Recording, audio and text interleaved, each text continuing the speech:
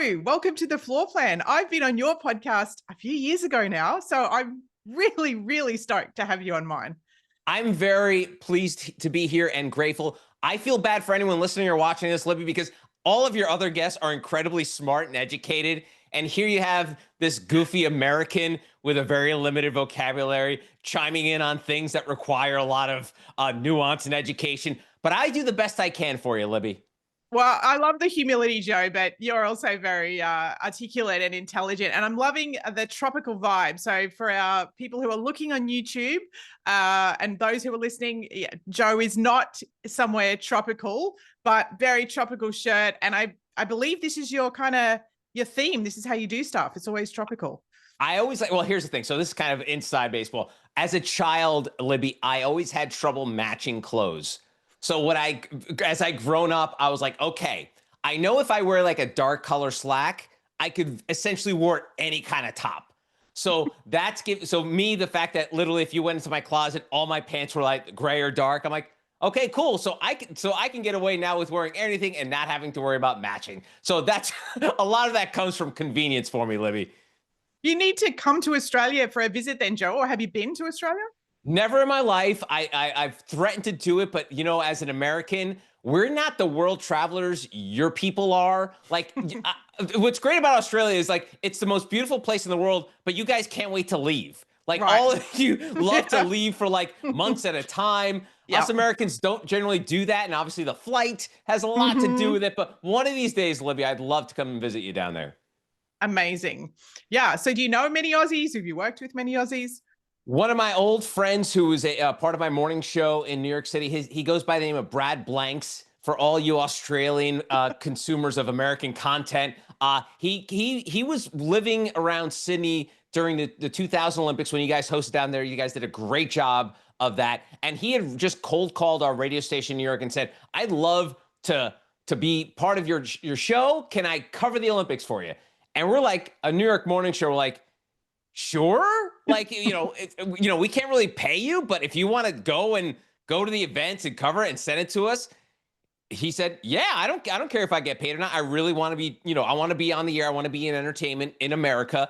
And so because of that, he did an amazing job. He's a very funny, very goofy looking guy. He's like he's very stereotypical Australian, like he's oversized, big giant heads, over 6 feet tall, great personality. And he parlayed that opening experience to a 20-something year career here in the States, working for multiple morning radio shows, doing a lot of TV, doing stuff back with Australian media companies. So he just was one of these kids out of Australia who, again, couldn't wait to get out of there. And now he's essentially an American after all these years here. How cool. So Aussie, just ring up and say, hey, can I report on your New York show for the Olympics? Right. Oh, good. Can Never I done couch it surf before. for the next 5 years of my life? That's what he did. Yes. 100%. So, Joe, we're going to talk about communication and the things you really do so well on your own show and workplaces and all those silly things people do. But how did you shift from that world you were in to getting interested into this cultural patterns and stuff like that? Yeah, so I was very fortunate. I stumbled into a 24-year radio career by happenstance in New York City. So I was a kid born of immigrants in the New York City area, and I always dreamed of being in show business. I always thought of being a talk show host one day or something like that. And as a kid, my parents didn't know anybody. I had no contacts. So I signed up for an internship at this radio station in New York, straight out of convenience, Libby. It was located one train stop away from mine. I was a scared little teenager. I was like, oh my God, I can't go to New York City all by myself. But this one radio station was happily located like right above a train station. So I didn't have to get in a scary subway or take my life into my own hands. So because of that fear, Libby, I ended up interning there, and they offered me a job where I spent the next 24 years at, just because of that. And during my time there, I recorded and worked in over 10,000 hours of radio content I was producing there. And I learned just sort of the importance of communication and being able to tell your story with passion, with information. And in 2019, the radio station I had worked my entire life in was sold to a Christian broadcasting company. So I like to joke that I was fired by Jesus, and the radio station was blown up. And when I was looking for my next opportunity, obviously, as the media landscape had started to take shape, podcasting was the way to go. And there was a publishing company based out of Charleston, South Carolina, about 800 miles south of New York City, that was looking for someone to run their podcast division. And what's funny, Libby, I've learned more about business as I've gotten into it, because I made this transition from like pop culture to business. But what was funny to me was I almost had a fear of, like, you know, that imposter syndrome I'm sure you talk about a lot, where like, what am I going to say to like an Right. entrepreneur or CEO? And what I realized, Libby, at the end of the day is it's all the same shit. It's all Totally. people trying to Mhm. tell stories in different spheres. You know, I was going from talking about Taylor Swift to talking about, you know, Elon Musk, but at the Yeah. same regard, it was all about people communicating, telling their stories. And as a host, you're sort of like this mediator. You're the one to help tell the story. So I used all the skills I had in radio, brought it to business. And during the last 5 years of working with entrepreneurs and CEOs, consulting them on their podcast, I learned more and more about the importance of culture. And then what I learned was I was experiencing culture in my world of radio, but I didn't really have the words or language for it until I started working with these amazing entrepreneurs and CEOs and learned more and more. And I got to see that because of all the hours I've had of communicating and connecting with people, how so much is missed in the culture of a lot of businesses. And so I kind of bridge those two gaps together. I like to say I live at the intersection of pop culture and business, because there's so much to learn from each side of things. I love that. I have to ask you, what can we bring from pop culture into business to make it less boring? Honestly, it's pop culture. It's so funny how little nuggets. And look, and I've always had this radar, Libby, because of, you know, I was doing a 4-hour breakfast show 5 days a week. So it was always the search for content. It was like you did whatever you could to find something to talk about.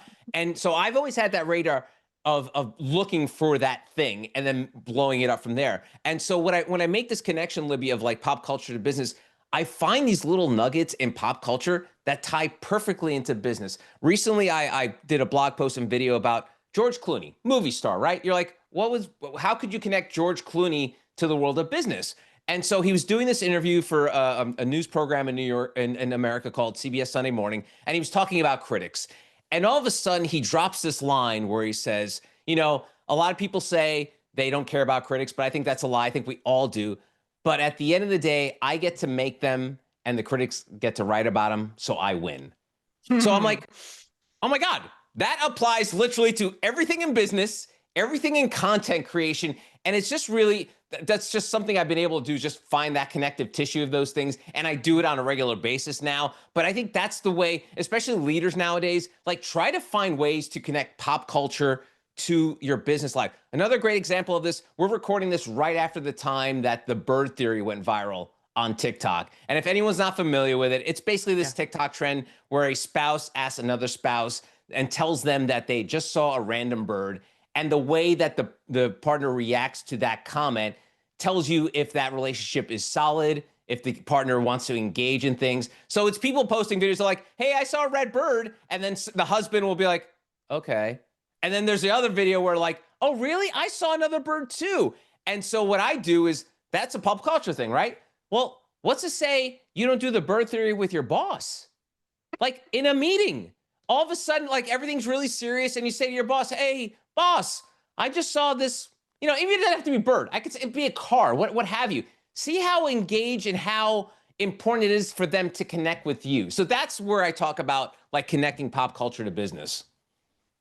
We all need more connection in business because we've got the loneliness epidemic, we've got Yes. the boring business, we've got the dark triad leaders who are narcissistic or sociopathic, but then just a lot of leaders who haven't had training, Joe, who Yes. are unsure, who might be listening to this going, oh, where do I start? I'm terrified about, I don't even know many good pop culture references. Like, if I want to be an authentic leader that connects better with people, where should I start? I mean, it starts with knowing who you are. I think that's the problem with a lot of leaders is they do not know who they are. They think their job, and as a Gen Xer, Libby, I'm not going to age you, but as a Gen Xer and boomers, your job and your profession and your career is your identity. And I think that's the problem that my generation has had and older generations have. One thing that I believe Gen Z and millennials to a certain extent do better, that their work is not their life. And so I Yes. think the one thing that a lot of leaders need to separate is, who are you in the office and who are you outside of the office? And so like you said, Libby, maybe not a lot of CEOs are up to TikTok trends and stuff, but they're living a life. Right. Hopefully. Hopefully, right? They have a family, they have friends. So making sure you bring like your home life to work in a way that opens up to people. Because one of the things that I often teach to my clients when I'm talking about podcasting is that the best conversationalists share as much as they take. So like when you're having a conversation with someone at one of your coworkers or maybe someone below you, like just share something about yourself, because what that automatically does is that opens like a gateway to be like, oh, they're sharing about themselves. So I should feel comfortable sharing about myself. So I think that's the starting point, Libby, is starting is like, know who you are. Like, what kind of person are you that's not your job? And I think, like I said, younger people have done a much better job than I have, and my generation is. But as long as you're able to identify who you are and what makes you outside of the work, that's the starting point.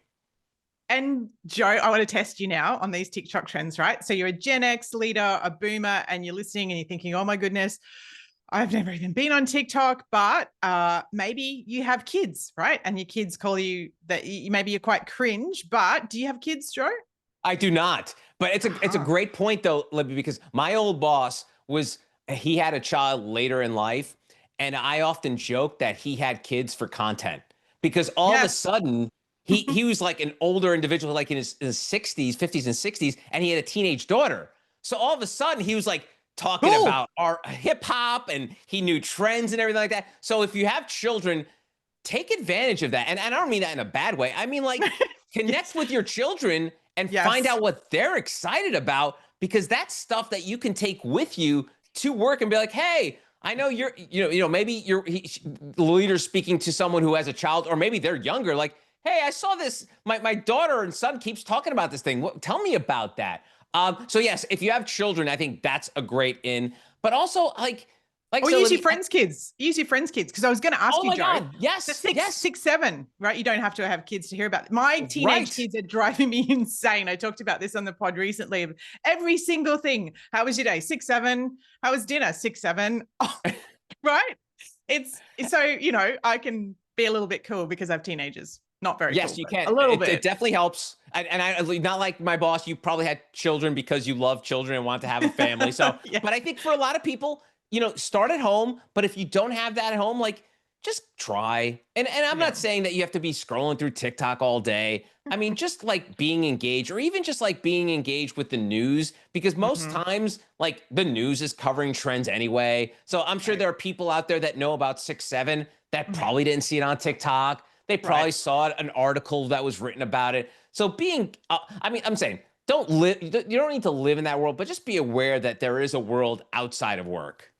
Absolutely, Joe. So another thing that I would love to talk to you about, because I know you have a great take on this as well, and that leaders could definitely do to feel more connected with their people, is stop having so many meetings. It's one of my favorite things to rant about, the performative busyness, how many meetings we have that don't even need to be meetings. So tell me about your take on meetings. Like, why can't we break this cycle? My Lord, you are singing my song, Libby, and it's so funny. So tying in my previous life to my life today, like when I worked in radio, if you had a meeting, it meant you were in trouble. Like, it meant that something was wrong, or you were planning for something. So so then I went from that world to the business world, where, like you mentioned, it's very performative. It's like, how many meetings you have today? Is your calendar all booked up? And I think a lot of that, I don't want to say it's like an age thing, but I think a lot of it is the fact that when you get into these white collar worlds, it's hard to sort of like keep score of like your day. And I think people have found that the way they keep score for their day is how busy they were, not how productive they were, what they got out of that day, what they learned that day. Totally. How many meetings did I have today? And I know people, Libby, and I know you know people like this today, that if you talk to them like, hey, how many meetings do you have today? And they'll be like, oh, I had 6. And I'm like, how did you have 6? Like, there's 8 hours in a day. And I have one friend of mine who I know, Libby, who literally has to block in their calendar lunch time so people don't schedule. I don't want to admit this, but this is me. This is most people I work with, whether in my own company, at other companies. I I don't, maybe I shouldn't admit this, regularly have 6 meetings a day, It's crazy. It's crazy. right? And I often joke with people like when they tell me that, it's like, so like when do you get your work done?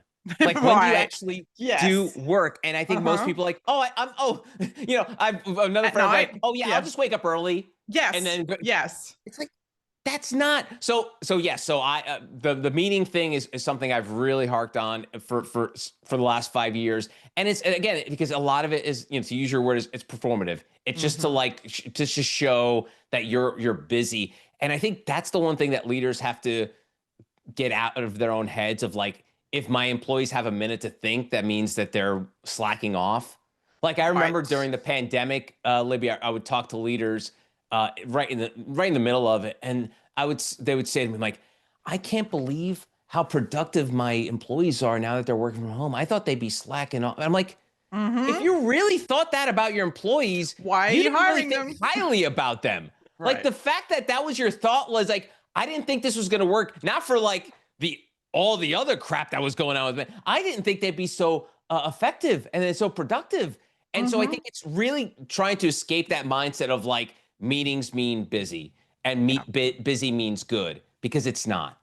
So, Joe, you're in a team and you're frustrated by the performativeness that's happening in the meetings. You're in a lot of meetings. What can you do to try and get that time back? Where do you start? I think it starts internally. So, like I mentioned, the example of lunch, like literally go through your calendar and go again, make it internal. Like, what time of day are you the most productive? Like, Mhm. genuinely, like in terms of like your sharpness and your energy. If you think you do your best work first thing in the morning, block your calendar from 9 to 11, like every day. Just put a block 9 to 11. Just do that, and then let the other then let those meetings pile up if you have to. But my take is, I think a lot of times for companies, you're not going to change that. Like it is what it is. And I hate that phrase, but it is what it is. But what people can do and employees can do is take back their time. And so be intentional about like blocking times out in your day. It doesn't have to be the same time every day. It could be a couple hours, a few days a week, to make sure you have that time to sit and think. Mhm. From the culture standpoint, Libby, I just don't know. I think it's more of like, I think a lot of leaders just like to see their people busy. So I don't think there's much you can change, because at the end of the day, and you probably hate to use phrases like this, Libby, in your world, but like the buck stops with the boss. Like it still Totally. does. No, Yeah. it generally does, right? Mhm. So Mhm. as long as you're maintain like a healthy space and a healthy time for yourself to get your work done, let the chips fall where they may. And if that's still not working for you, then it's time for you to look for something else. But I think it's really being intentional with your own time and not letting people take control of your calendar. Your calendar is yours. Yeah, love it. Great advice. Joe, I want to talk about inertia. What's the first signal, do you Oh. think, that a company's culture has just stopped evolving? Yeah. Oh, I love this. And I substitute inertia with momentum. Like Mhm. momentum is my gas. Like I love being able to keep things moving. And I think with inertia, one of the things that happened, and I think this ties in perfectly with the meetings. Like, how many meetings do you have to have before something gets done on a subject? Like Mm. I'm sure, Libby, you've seen this where there'll Mm. be like 4 meetings about one thing to Oh, make sure yes, that to execute that idea, right? And so totally. I think a lot of that has to do with people taking control of meetings. Mm. And so I've written about this recently, talk about this recently. A lot of times people just don't know how to meeting. And No, that's they why don't. there's so many meetings. So Mm. the 3 tips I give to people when it comes to having good meetings is, one, make sure you're incredibly specific about what that meeting is going to be about. Like, you know how we get these calendar invites, Libby will be like Q3 results, and that's all it says. And you're like, what does that mean? What are we going to do? If you are the one creating the meeting, be incredibly specific about what's in that meeting. The second point is make sure you limit the number of people in that meeting. I'm so sick and tired of seeing meetings where there's like 13 people on it. Oh, Nothing ever gets accomplished in that. And I'm sure you've probably seen more than that, Libby. And the yes. third is be a host. Mm. Consider a meeting a podcast, and someone needs to take control of the meeting and making sure that everyone gets their point across.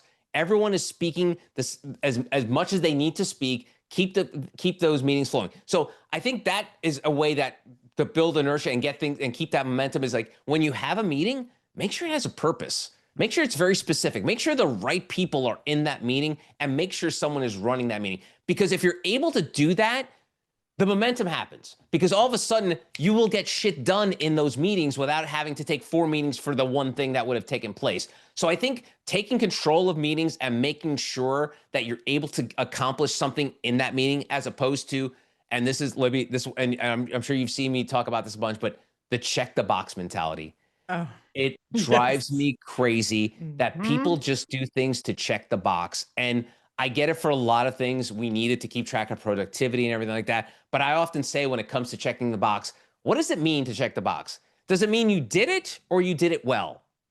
There's no nuance in a box. The box is either Exactly. checked or unchecked. Right. So I think it's important that we take that mindset when it comes to meetings, like not just doing the meeting for the sake of doing the meeting, checking that box, being intentional and having a goal every time. hmm I think this busyness and the meeting culture is probably a big contributor to the fact we have a record high of burnout. I think 66% of employees now are reporting that.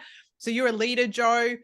Before people, maybe it's too late, but before burnout or disengagement sets in, what can you do? Like, I love the podcast idea in a meeting because most people are so bored in meetings, they're nearly falling asleep. But across the workday, across the year, what should leaders be doing to stop people getting burnt out or disengaged? I think one thing is the check-in. I think a lot of times, and this could happen in office or out of office, work from home, and I'm sure we're going to get to the work from home thing later. But I think leaders being cognizant of how their people are doing is a great start. Like just the random check-in, and we have so many ways to communicate nowadays. Again, and this is something I harp about a lot, is like we get a message on Slack, email, text. hmm We have our project management software we're getting messages from. We're getting messages on Salesforce. But even like using one of those 12 different communication platforms to just check in. Like, hey, how's things going? And it doesn't have to be a regular, like every 2 weeks thing. But I think if you're a leader, you should definitely have almost like a crib sheet of like, oh, did I reach? I haven't seen Libby in a while. Maybe I should just shoot her a text, see how she's doing.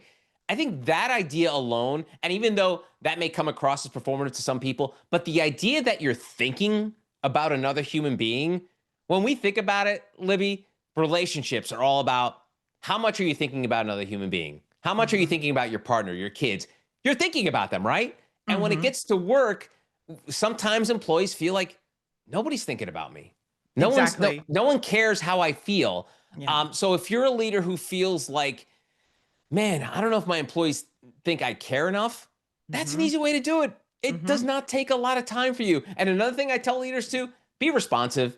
Like if someone sends you a Slack message, don't wait 3 weeks to respond. And I get your inboxes are more full than others, but like you can prioritize. Like if there's an employee that sends you a message, go ahead and get back to them as soon as you can. Because I think that shows that you care. And again, I always joke, people don't like when I do this, but I often connect like dating to like work life because it's, if you think about it, like in dating life, there's that old joke of he's just not that into you from the Sex and the City TV hmm shows. Like hmm sometimes in work, we feel like that. Like they're just not Totally. into us, right? Right. And your And employees so don't want to feel like that. no one wants to feel like no one wants to feel like an afterthought. So whatever you can do to not, so it's either a check-in, it's replying quickly, it's letting them know that they're being seen. Man, that will take your culture a long way without you having to do another meeting about it, like or another culture management software that's being sold to you that your HR department's talking to you about. Just the little things really add up when it comes to leadership and culture. I could not agree more, Joe. The number one thing I hear in companies is I don't feel valued and I don't feel heard. And so if you get a message from the boss, you're probably not going to think, did he calendar in this to check in how Joe's going? Probably not. They're just going to appreciate they actually heard from you. So yeah, I love it.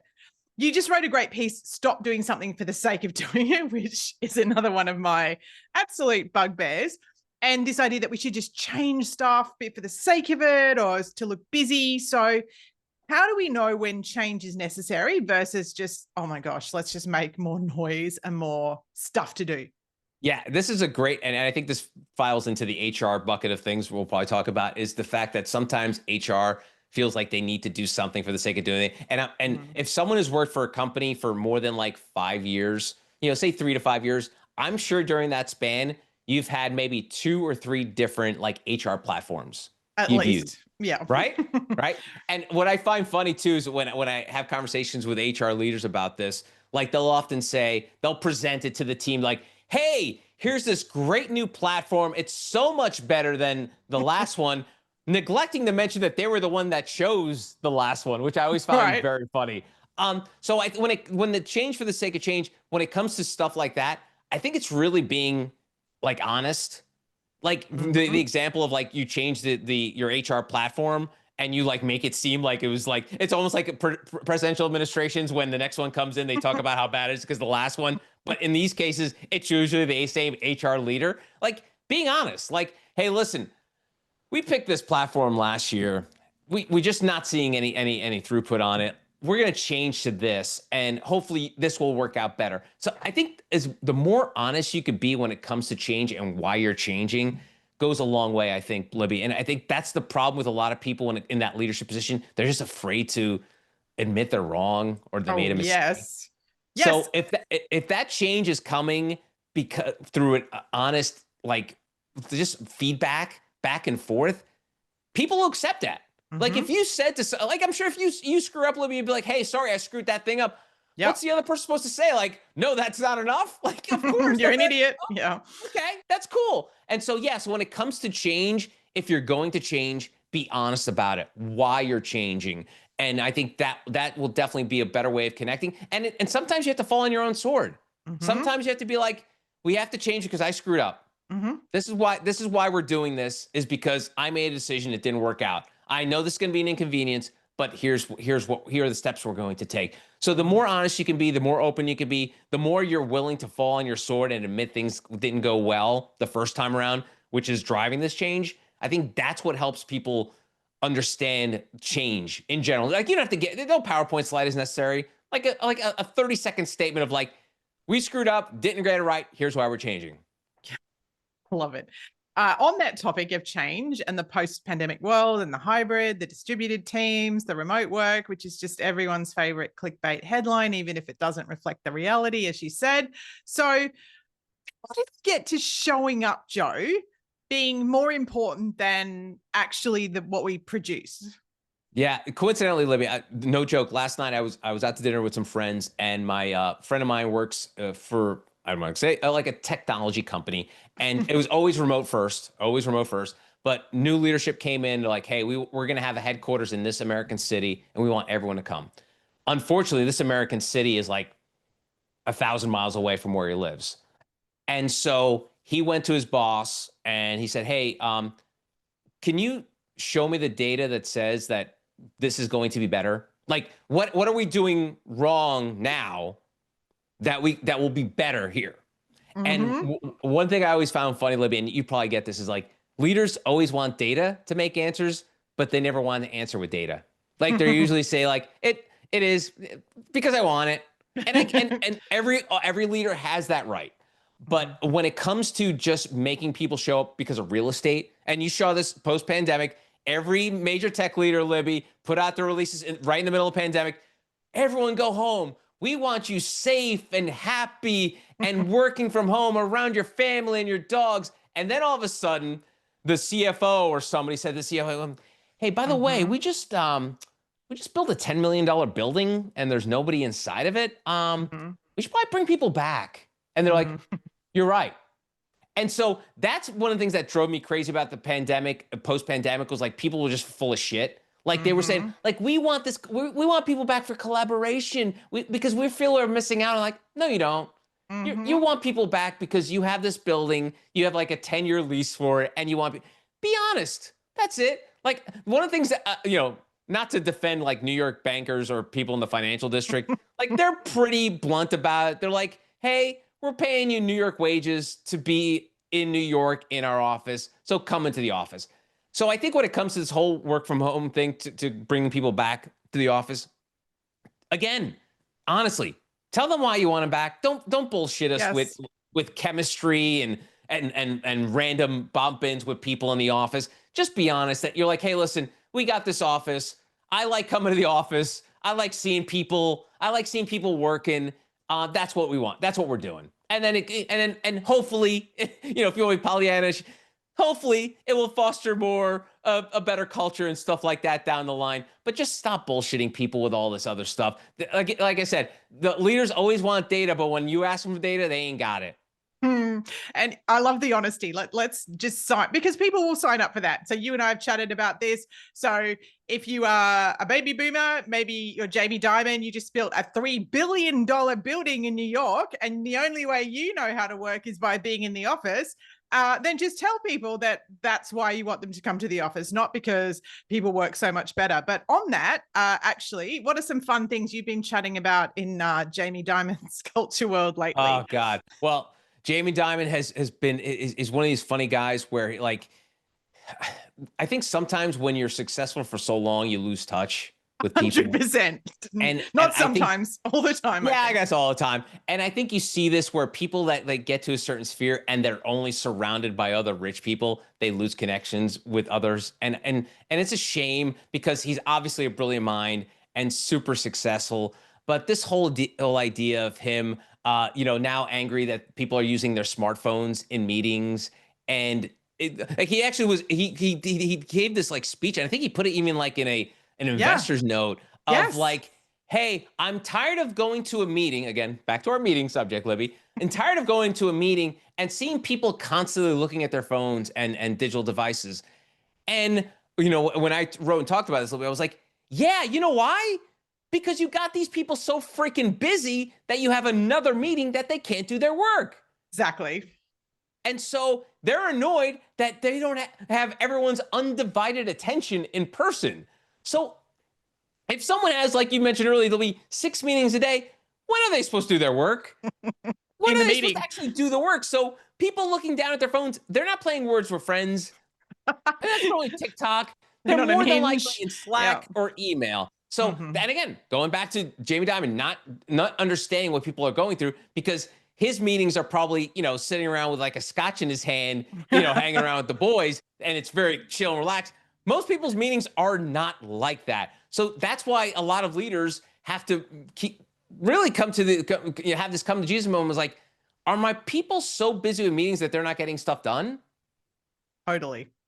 And that's Totally. happening now with Jamie Dimon. Jamie Dimon's people are so busy that they're working at meetings and he doesn't like it. Hmm.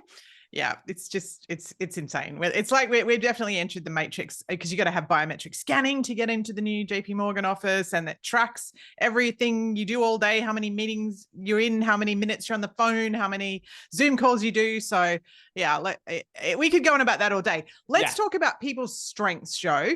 A Mm. lot of us will identify by job titles. So you go to I don't know, you don't have, you have grills, so you have barbecue. Is that a big cultural thing in the Yes. US, right? Yes. You Yes. go Yes. to the barbecue, everyone's chatting. So Joe, what do you do? And the first thing you talk about is, well, what's my job title? That's how, most people will describe themselves. So how do we understand our strengths better? Why do so few of us really understand what we're good at? And then how can we do that without it feeling like I'm giving myself a school report about what I'm good at and what I'm bad at?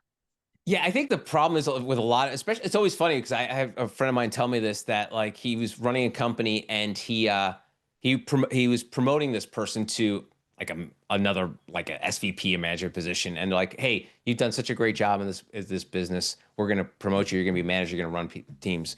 And the person responded to him and said like, how do I do that? Like, I've had this same job for X number of years, and now you want me to you want people to put underneath me and me to be their boss, but like, I don't know how to do that. And I think a lot of times people are taking on roles they don't know how to do because most companies do not reinforce personal and professional development. So Yes. when it comes to the company level, like, do that. Like, Hmm. that is, give people, this unfortunately may take up some meeting time, but really endorse the idea of your employees developing, becoming better employees of what they are. Like, train, like, give them time to go do AI training, have them Hmm. take a class for something. And so when it comes from the employee level, is like, if your company doesn't do that, you have to do that. Like, you Hmm. have to make the time, find the time to make sure that you're like, your gears and don't get rusted and stuck together. Because I think a lot of times people get into this sort of, and I think we're all guilty of it, of like going into like autopilot, like just completely doing the same thing over and over again, not so challenging yourself to be better and recognizing the things you are good and recognizing things you are bad at. The stuff you're good at, exploit. like do that. Like if you're the person that's really great with numbers, stick with numbers. If you're the charismatic one who could talk people's ears off and sell them things, do that. Recognize your strengths, but recognize what you're weak at and try to be better at it. I think that's one Yes. thing that people don't want to think about, like what they're bad at. But like if you can improve slightly, you don't have to like reinvent the wheel in your life, but like if you can improve slightly, do that. And I think that's how you help with your identity, because you're more than just your job or what you do. You're able to do all of these things under the job that you currently have. Mm-hmm. Yeah, I love that because it feels overwhelming. Everyone's stressed. When was the last time you asked someone, how are you? And they didn't say, oh my, I'm so busy. It's Yes. completely insane, Joe. Like, I just don't have time to do anything. So how can we let go of these legacy kind of habits of doing things the way they've always been done? Because it kind of ties into this development and this learning. So for individuals, but for companies as well, because we're so attached, aren't we, to, oh, but we've always done it like this, and this is the best way to do it, even if it is not.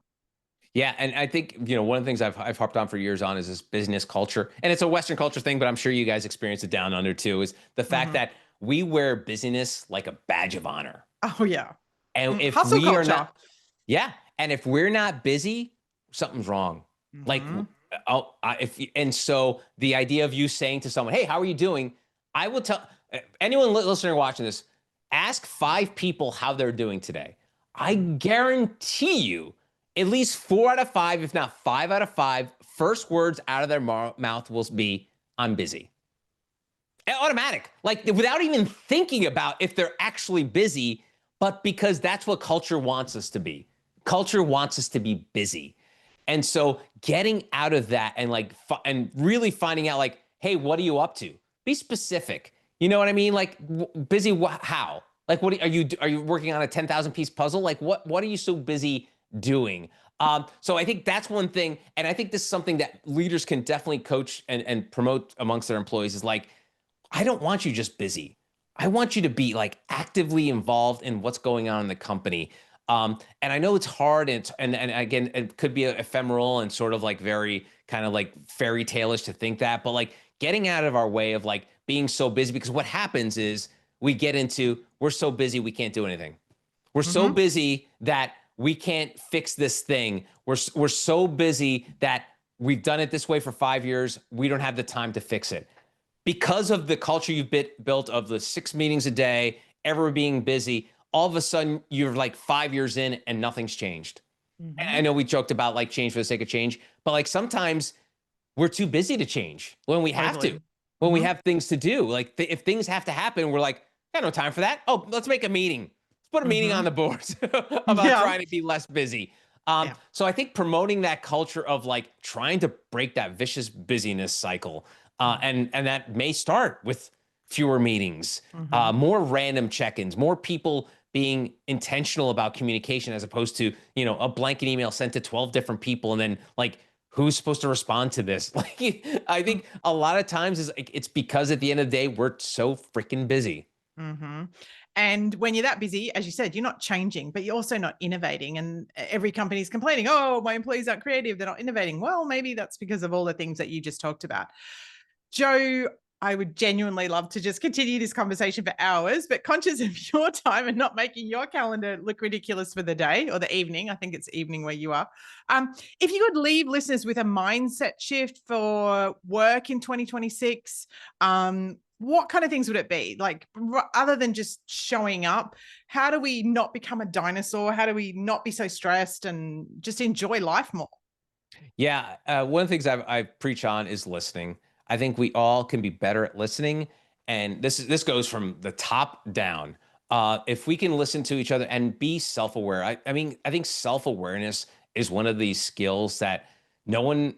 I mean, you hear people write about it, but no one's actually like executing like what self-awareness really is. Right. I mean, there's that great David Foster Wallace quote that he says, there's these 2 fishes swimming in the ocean, and one fish goes to the 2 fishes, and he says, "How's the water, folks?" And the 2 guys look at each other and say, "What's water?" We're so into our own world that these fish didn't even realize what water is because they're just swimming along. They don't even know what water is. And so if we can be better at listening and being self-aware to our surroundings, I think the idea of like when things go wrong or when things have to change, sometimes it's like an impulse, but a lot of times it should happen when you're listening and feeling the vibe of, I know vibe gets thrown around a lot, but I mean, just being, if you are self-aware, you will get the vibe. Like you will know. And this could happen if you are working in an office or you're working on all remote or a mixture of the two. Being self-aware of what's going on. And I think sometimes it's the leaders are too busy. Like, I don't have Yeah. time for that. And so, well, if you don't have time for that, that's how culture erodes because Yeah. you don't have time for it. And Well, and the culture will erode if you are too busy doing other things. If you're not actively engaging in your culture, being self-aware, listening to what people are doing, randomly checking in, that's where the shit rolls downhill. That's where things go wrong because the bosses, whether it's managers, SVPs, CEOs, C-suite people, they're just not paying attention. So try that. Try to be more self-aware in 2026. Try to like randomly just send messages to people. What's going on today? What what are you proud of? What's going on? What are you happy about? And it doesn't have to be about work. It could be just about something that's randomly going on in their life. But I think it's important for leaders to be aware of what's going on at their company and with their teams. And if they don't have their ears and eyes open, they're never going to find out. So work on your self-awareness. Don't be two fish rolling around the water asking what is water. Know what the water is. love it. So much good advice, Joe. Where can listeners find out more about you and the work you're doing? Excellent. You go to joepardavila.com. I think the only Joe Pardavila on the internet. So if you just happen to Google that, don't worry about the spelling. A version of my name will probably come up. But joepardavila.com has all my connects to LinkedIn, TikTok, Instagram, X, all of my social media platforms available there. I'm usually at Joe Pardavila at most things. But if you start Googling Joe Pardavila, you will find me some way or shape or form. And my book, Good Listen, is available on Amazon, which I touch upon a lot of these things in the book. Awesome. Thanks so much, Joe. And we'll have to get you back on, I think, at the end of 2026 and see how we went with all of this. Sounds like a plan, Libby. Thanks for the time. I really appreciate it.